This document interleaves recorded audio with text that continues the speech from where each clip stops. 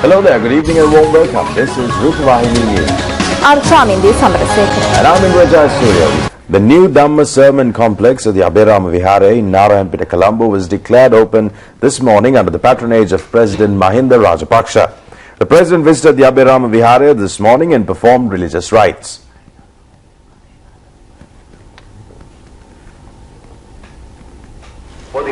Afterwards, the Dhamma Sermon Complex was declared open. There are statues in the Vihara depicting the preaching of Dhamma by the Lord Buddha to the four sects, the bhikkhus, bhikkhunis and male and female laymen. The two-storied Dhamma Sermon Complex has been erected in connection with the 71st birth anniversary of the chief incumbent of the Abhirama, Chief Sanganayaka of the Western Province and the President of the Public Services United Nurses Union, Venerable Muruthettuwe Ananda Thero.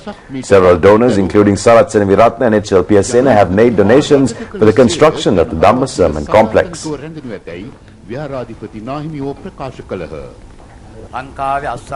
Nagathero, addressing the Pinkama, said that the service being done by the President will remain forever in the hearts and minds of the people.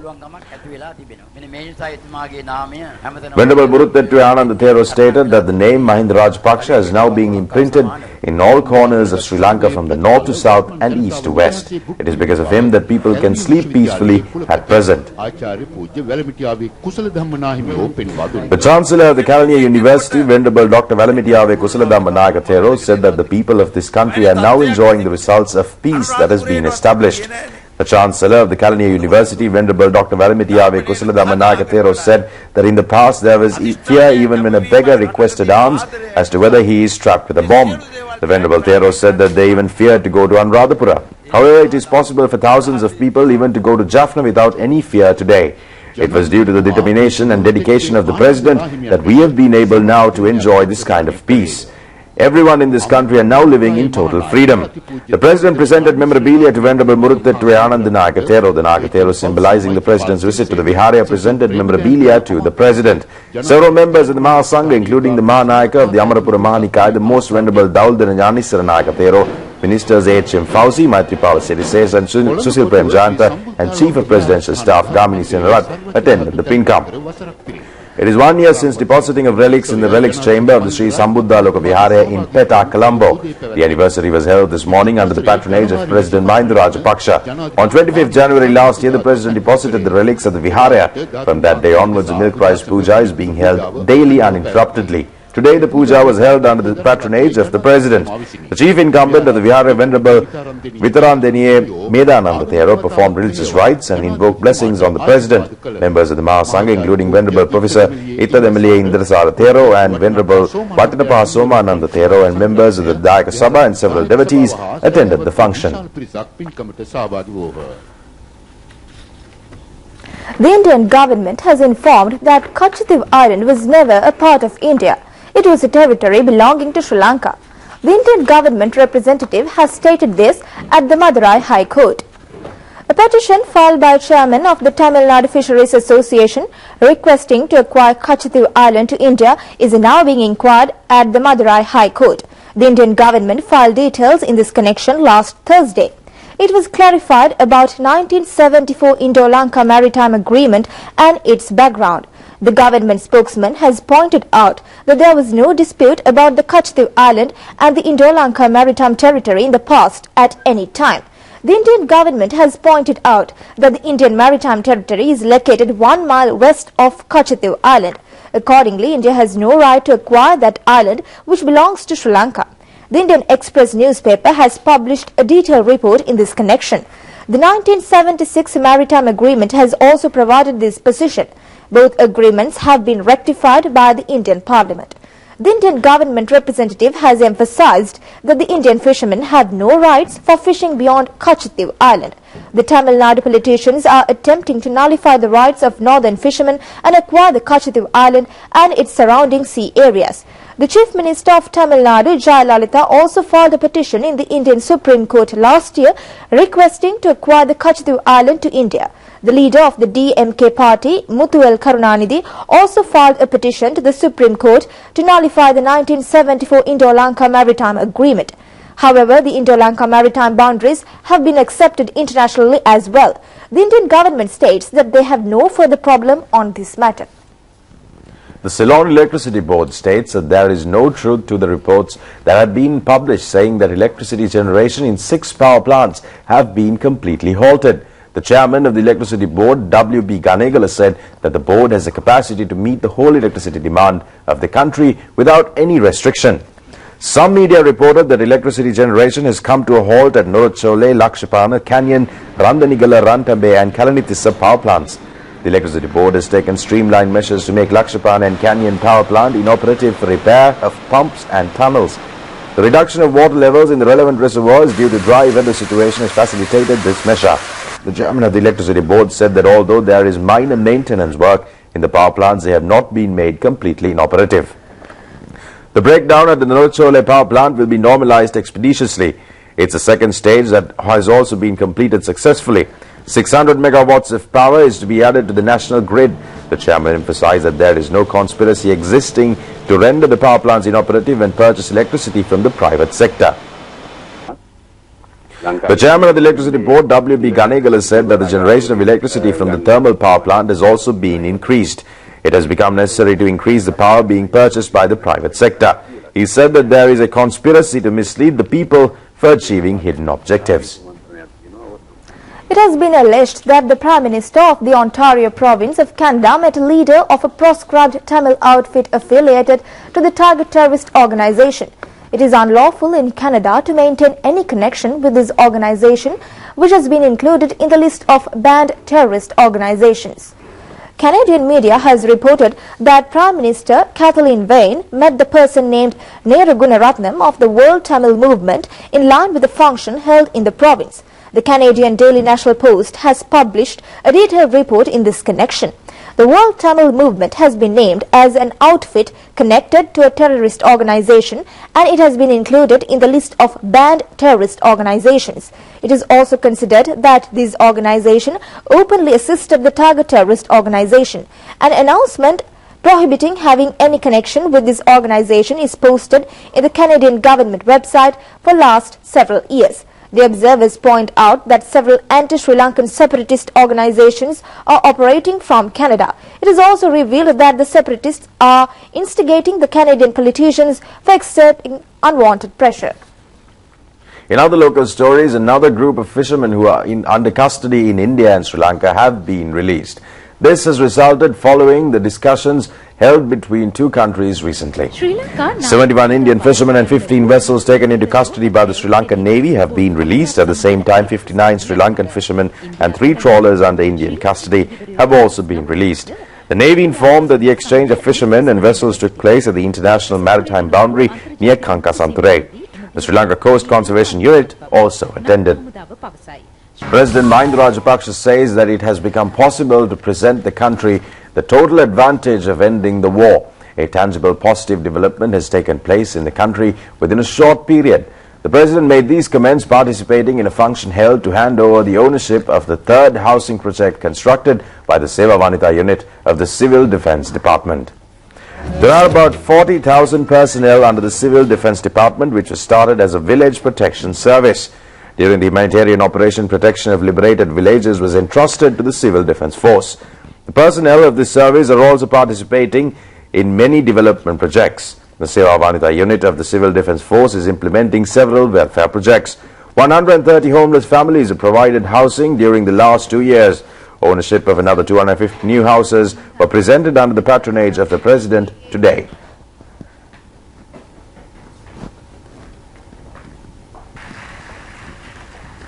Financial assistance to the welfare of the members of this force was also presented from the Suasavya Fund. 1 million rupees is provided for a martyred soldier.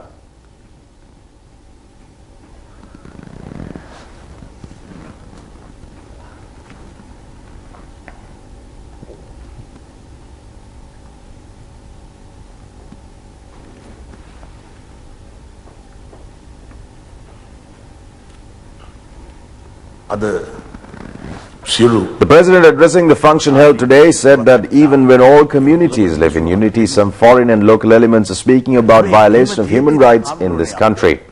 At a time when people are living peacefully and in unity, the international elements as well as certain elements in this country claim that there is no freedom in this country and there is no freedom of expression. All this is being done to halt the progress being achieved in the country. Despite these allegations, which are totally absurd and false, as you are all aware, the development of this country will be carried forward and the dedication and support of everyone is required to make these efforts a success, he said.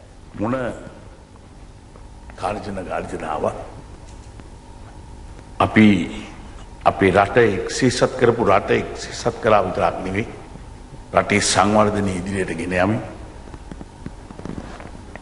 අපේ රට තව තවත් ශක්තිමත් කරන්න ඔබගේ කැපවීම අපි තාමත් ආගියනවා. The chairperson of the Seva Vanitha unit of the Civil Defence Department, Mrs. Kumudini Piris, presented memorabilia to the President.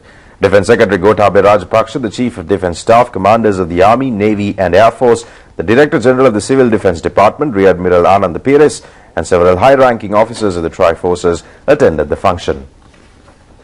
The research report about emergency deliveries and new birth treatment services has been released. It was handed over to the Health Minister Maithripala Sirisena at a function held in Colombo recently. The Family Health Bureau has prepared the report and it was handed over to the Minister by the Director of the Family Health Bureau, Dr. Mrs. Chitramali De Silva. Sri Lanka is the country with the lowest maternal and child death percentage in South Asia. The researchers pointed out that the report will help further reduce this ratio. It is the objective of the government to obtain maximum use from its resources and government hospitals to streamline treatment services and improve the treatment services in rural hospitals. About 350,000 childbirths take place in Sri Lanka each year. The child death ratio is 9 per 1,000 childbirth. The ratio of maternal death is 37 for 100,000 childbirth. Minister Maithripala Sirisena, addressing the function held in this connection, said that Sri Lanka's maternal and child health services is exemplary for developing nations. The Secretary to the Minister of Health, Dr. Nihal Jayatilaka, Director General of Health Services, Dr. Palitha Mahipala, representatives from Family Health Bureau, medical associations, the UNICEF and several other UN organizations attended the function. Yet on matters from the local sphere, the Malaysian Deputy Minister of Youth Affairs and Sports, M. Saravanan, told National Rupavahini that the relationship between Sri Lanka and Malaysia will be further enhanced and Malaysian contribution for Sri Lanka's development will be continued. The Malaysian minister made these comments upon arrival in Sri Lanka after participating in a function held in New Delhi. The Malaysian minister said that cordial relations exist between Sri Lanka and Malaysia. At present, he said that both countries have even enhanced economic cooperation. Malaysia has increased its investments in the banking and various other economic sectors of Sri Lanka. He said that bilateral cooperation between the two countries at present on a very high level. It is reported that there is a threat of the Janata Vimukti Peramuna getting split once again, with a debate being carried out for appointing a new leader for the party. It is scheduled to get a new leader appointed at the party convention to be held on the 2nd of next month. The party leader Somavan Samarasinghe has decided to step down from the leadership of the party. He earlier decided to remain in the leadership if there is a threat of leadership crisis taking place in the party. However, it has been reported that several powerful trade unions of the party have exerted pressure for Mr. Somavansa to step down from the leadership. The party sources indicated that following this, he has decided to step down from the leadership and the name of Tilvin Silva has been proposed for the new leadership of the party. The parliamentary group of the party strongly opposes the appointment of Tilvin Silva to the leadership. A strong member of the parliamentary group has said that if Tilvin Silva is given the party leadership, a person for the General Secretary of the party should also be appointed. It is also reported that there are internal crises in the party about other posts as well. There are several groups within the Janata Vimukti Peramuna at present. The people states that whoever who becomes the leader of the Janata Vimukti Peramuna, there is no use from this party for the country. We now bring you a special feature on the provincial council elections. The Electoral Level Steering Committee activities of the Sri Lanka Freedom Party are now in operation for the Western and Southern Provincial Council elections. Each committee consists of a minister, a parliamentarian, 2 provincial council members and the chairman of a Pradeshya Sabha.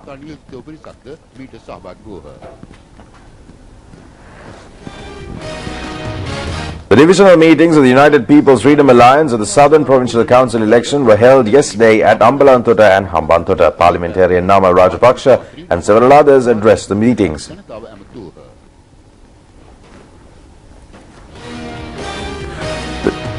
The Western Province meeting of the Sri Lanka Freedom Party Steering Committee was held in Katana yesterday. Minister Anupriyadarshini Appa was the chief guest.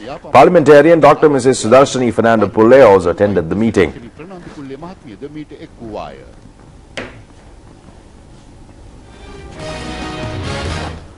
The United National Party's Southern Province Divisional meeting was held recently at the Uluvitika in Gaul. Parliamentarian Karu Jayasuriya and some others attended the meeting.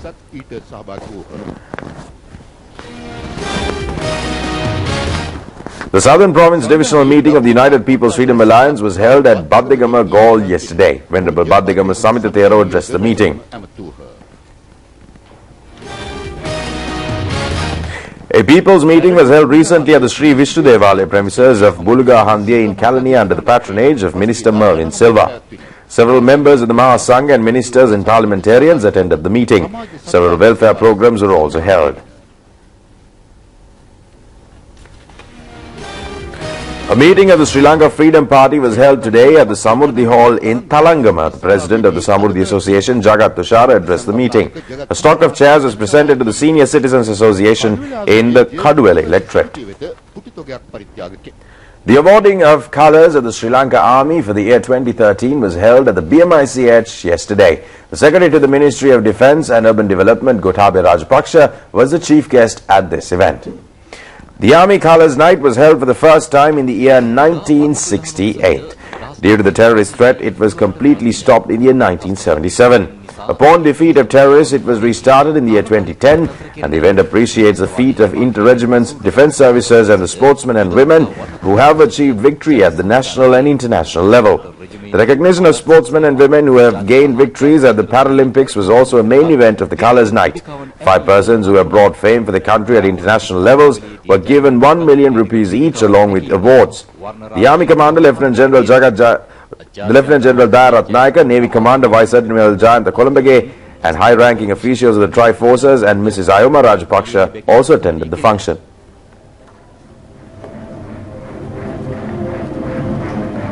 The best spokesman 2013, Corporal Kunasekura W.L. of the Sri Lanka Singha Regiment.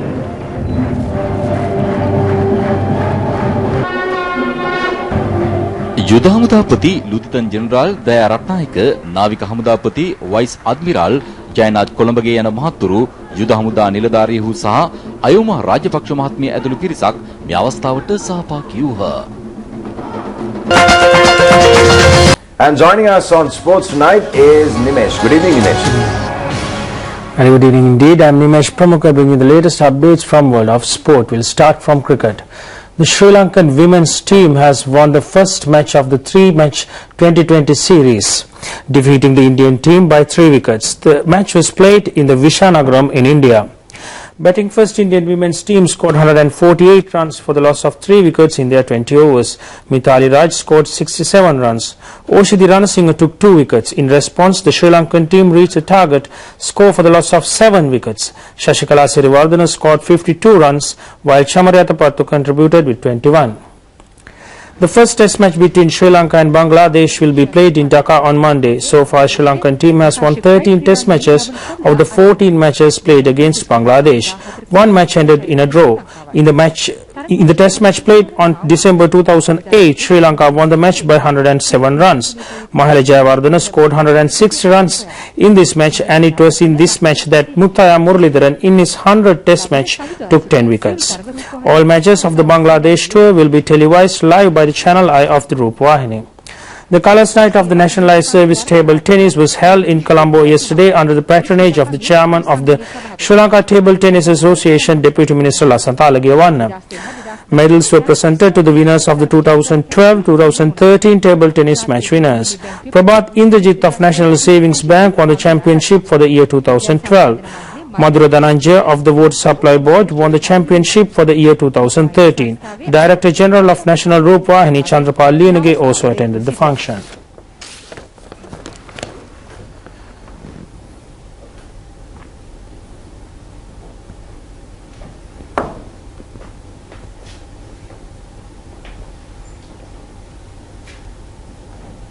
Continuing with more sports news, K. Prabhakaran has won the championship in the Open Golf Tournament. The event was held at the Model Farm Golf Court recently. The event was held for the 4 days and K. Prabhakaran won the championship shield by obtaining 274 points. In Tyagaraja and Anurarohana became second and third respectively. 30 players representing the Golf Association participated in the championship.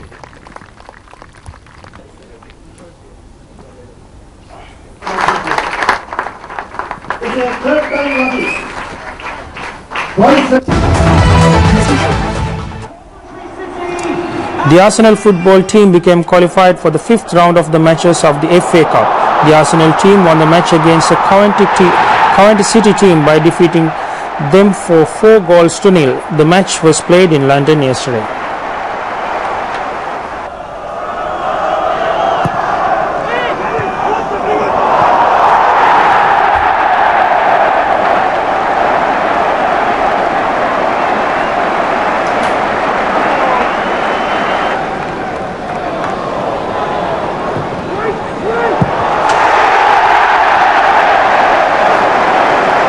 Thank you, Nimesh, and with that we wind up Rupavahini News for tonight. More stories coming your way tomorrow at the same time.